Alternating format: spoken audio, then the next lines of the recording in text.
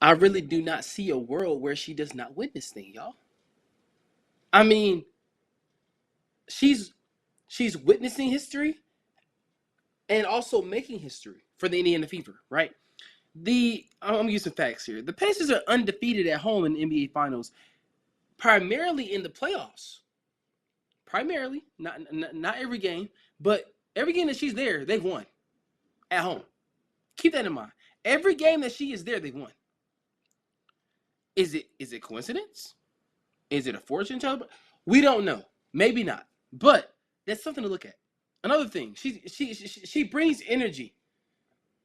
We're talking about the face of the Fever franchise. We're talking about the face of basketball, essentially in Indiana. If you don't, I mean, Tyrese Halliburton obviously the face, but she's the second face for sure because of how good the WNBA team is. I mean, for God's sakes, they acquired DeWanna Bonner, a top 10 all-time WNBA player.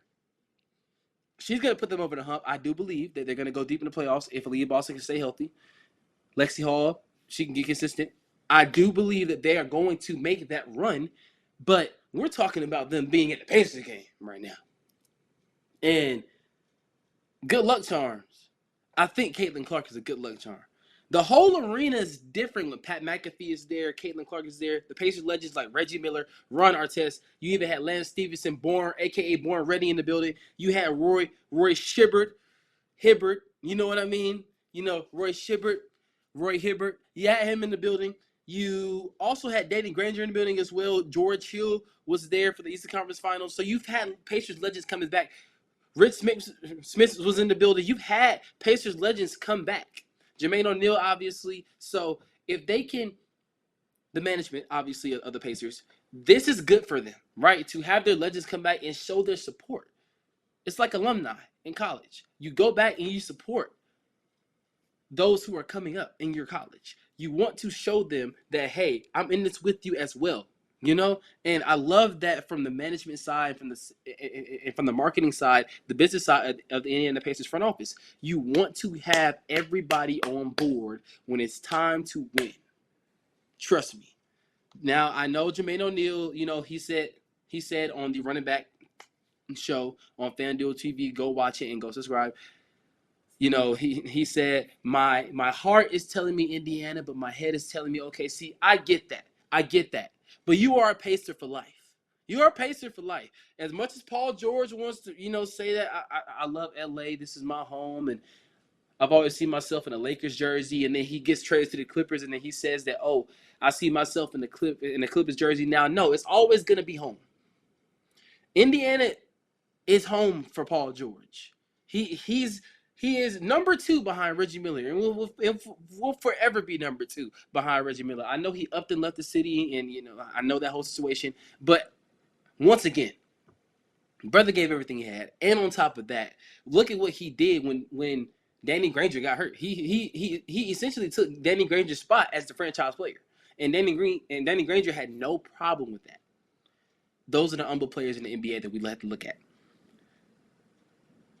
To tie all of that in, being loyal and being supportive of your team goes a long way. It goes a long way. Now we know obviously Paul George played for both franchises, OKC and Indiana. We call this the Paul George Finals due to him playing for Indiana, then getting traded to OKC, then getting traded to the LA Clippers, but essentially building both of these teams right now from being traded in these trades and draft capital that was received, and the player who was the MVP in Shai Gilgeous-Alexander in that infamous 2019 offseason trade with the LA Clippers. We understand that. But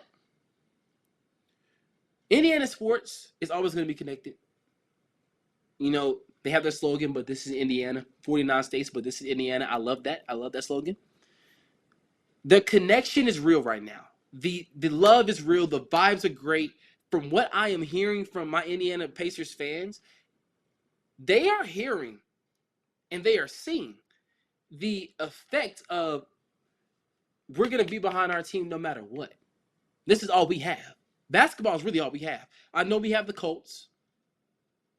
I know we have the Hoosiers in football, but basketball, Indiana Hoosiers, basketball, Indiana Pacers, basketball, Indiana Fever, that's what they have. That's all they have is basketball. They live, breathe, and die basketball up there.